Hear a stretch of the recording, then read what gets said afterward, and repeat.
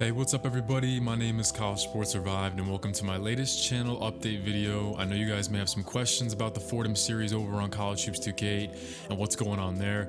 I'll have an update for you on that, and I also want to talk to you guys about the future of the Road to NBA 2K series and the future of this channel overall. I have some timestamps on my pinned comment down below if you want to skip ahead to my talking points, but let's hop in, starting with the most pressing matter, the Fordham series and my recent bad luck with 2K8 loading my files, or not loading my files I should say, and my 360 console itself. So as you guys may know, if you saw the video I posted I believe 2 or 3 weeks ago, one day my College Hoops 2K8 game acted like it was the first time I would ever load it in the game. Anytime I'd start it up, I'd make sure that I was signed into my profile, the same one I've used for years. I'd load up the game and 2K8 would act like I'd never played before. It would ask me if I wanted to generate names or use numbers as names and all that kind of stuff. And anytime I tried to load up my legacy mode or any file for that matter, nothing would pop up. And the weirdest thing about the entire situation is that my files were still on my USB storage device that I use for my 360. So they were untouched, they were unchanged, and to make things even worse, and this is where it starts to get really tough, in the middle of me trying to figure out a solution to this issue with 2K not loading my files, my Xbox 360 stopped working. Rest in peace. This happened about 2 weeks ago. I tried to turn it on and no picture comes up. Nothing comes up on my TV. I've tried multiple TVs, I've tried resetting the picture settings.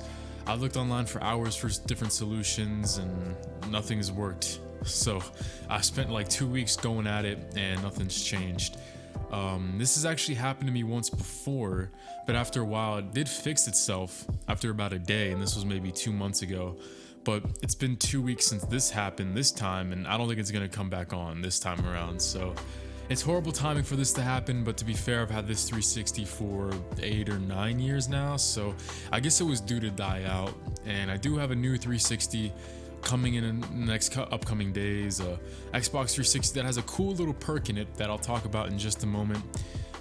Could be potential for a new series perhaps, but the $1,000,000 question is, what does this mean for the Fordham series?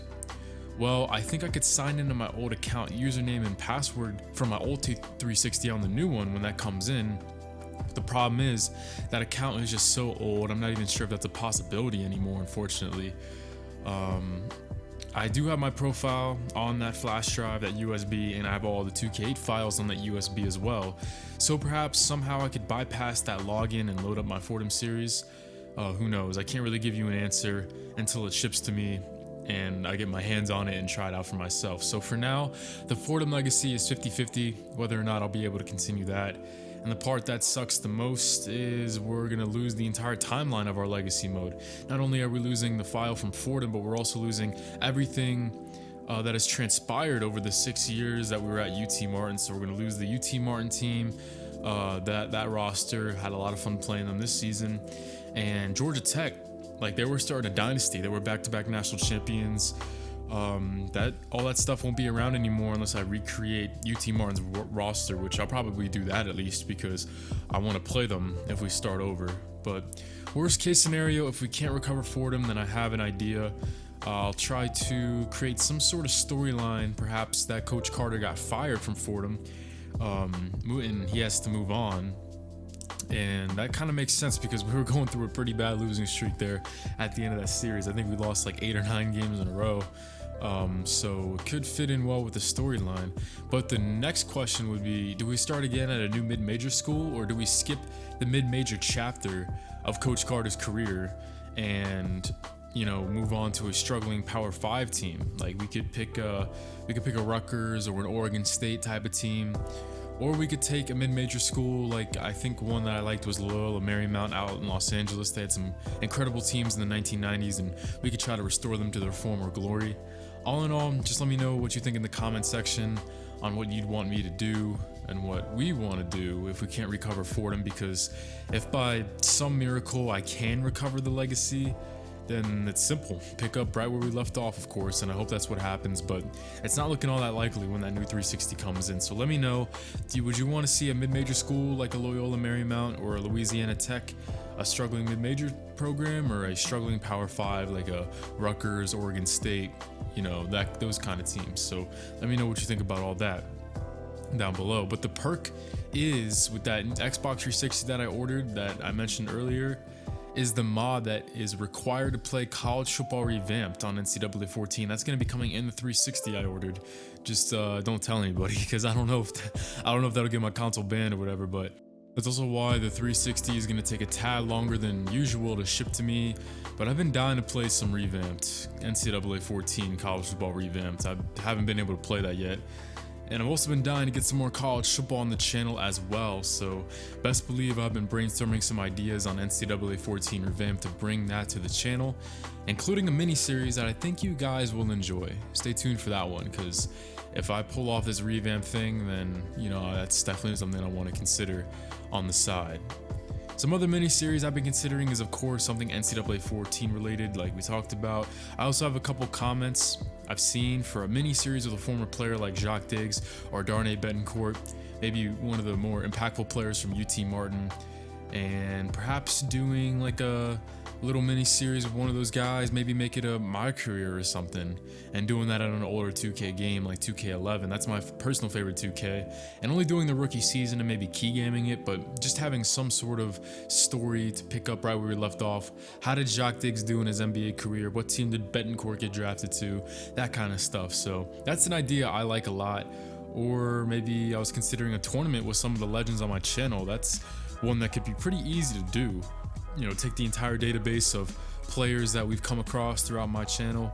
And since I've already made that draft class on NBA 2K22 with all the most legendary players from CSR, there's definitely a lot of ideas to consider with just that. So that'd be pretty sick. We could have our own draft of that entire pool of players, and we could go through a little round robin tournament or double elimination, make like 4 teams or something.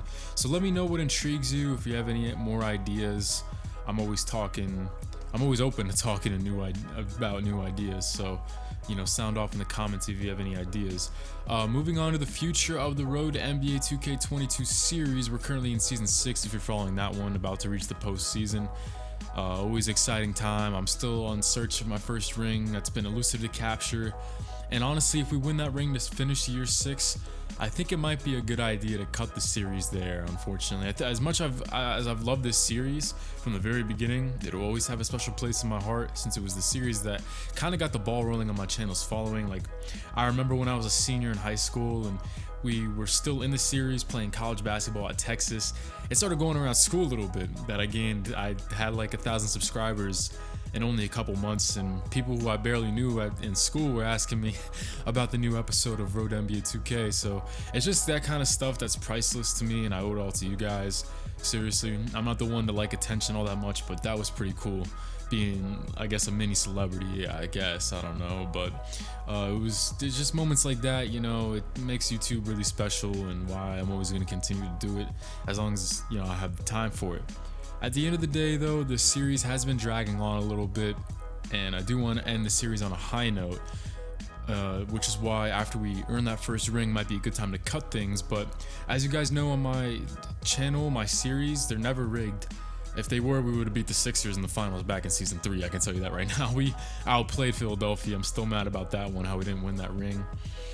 We didn't win any ring on New Orleans. But anyway, my series are never rigged, and I try to make it very challenging for myself. So the ring may or may not happen this year, but when it does, I think I'll pull the plug. That could be this season, that could be next season, 3 seasons from now. I mean, we're approaching 100 episodes, so I think it might be a good time to cut the series off when we finally win that first ring of my career. But when it does end, I've also thought about some ideas post-mortem, like taking some clips throughout the entire series and making a huge movie about the Road to NBA 2K series. Taking all the clips, starting out in high school, retelling the story with better audio this time, and showing all the trials and tribulations, if you will, of my career at every level. So I definitely want to make a huge movie to, end things off. That'd be pretty awesome to see. and maybe doing a long-term simulation afterwards, so you see how me, Ferran, Donovan, and Deshaun's careers end, and who out of the 4 friends had the best career resume when it's all said and done, and we can have a debate about it. That'd be pretty cool. So there's a lot I plan to do after the 2K22 or Road to NBA 2K series wraps up. A lot to look forward to after the series has its conclusion. But when that first ring comes, I think it'll be time to finish shit up once and for all. And finally, the future of the channel. This is some big news. There's good and some bad to this. So as you guys know, I'm a reservist in the Army. That's why I travel for work every month, and why I, have a couple, every once in a while I have a week where I don't upload a video. I'm in the Army Reserve. We gotta travel across, the state to report, get a hotel and everything. But coming up in May of this year, I can't give you the actual day because it's just military thing. I can't tell you the actual day when I leave, but in May of 2022, I'm actually going on my first deployment down to Cuba, and I'm definitely excited for it. Cuba sounds like an awesome deployment, especially with the people in my unit. Everyone's been great, and I made a lot of awesome friends in the military. The beach is there, there's sports leagues, better believe I'll be hooping down there, but obviously this could slow down videos for a while when the time comes. That's the bad news. But the good news is this won't be like back in 2019 when I had to completely leave YouTube for 7 to 8 months for basic training. If you're an OG, you may remember, I think I had just completed my rookie season on the road to NBA 2K19, and I had to leave for almost a year for basic training. It's gonna be nothing like that though, so don't worry. When we're finally situated in Cuba as a unit, it'll be like I'm moving out and working a full-time job.